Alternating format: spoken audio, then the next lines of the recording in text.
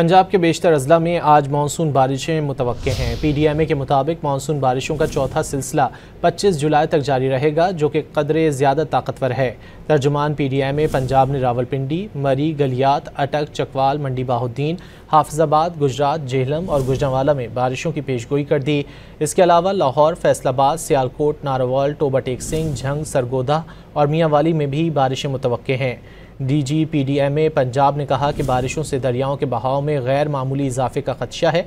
पंजाब के दरियाओं और नदी नालों में तग़यानी का अलर्ट जारी कर दिया गया। पंजाब के बेशतर अजला में आज मानसून बारिशें मुतवक्के हैं। PDMA के मुताबिक मानसून बारिशों का चौथा सिलसिला 25 जुलाई तक जारी रहेगा, जो कि कदरे ज़्यादा ताकतवर है। तर्जुमान PDMA पंजाब ने रावलपिंडी, मरी, गलियात, अटक, चकवाल, मंडी बाहुद्दीन, हाफिजाबाद, गुजरात, जेहलम और गुजरांवाला में बारिशों की पेशगोई कर दी। इसके अलावा लाहौर, फैसलाबाद, सियालकोट, नारोवाल, टोबा टेक सिंह, झंग, सरगोधा और मियांवाली में भी बारिशें मुतवक्के हैं। DG PDMA पंजाब ने कहा कि बारिशों से दरियाओं के बहाव में गैर मामूली इजाफे का खदशा है। पंजाब के दरियाओं और नदी नालों में तग़यानी का अलर्ट जारी कर दिया गया।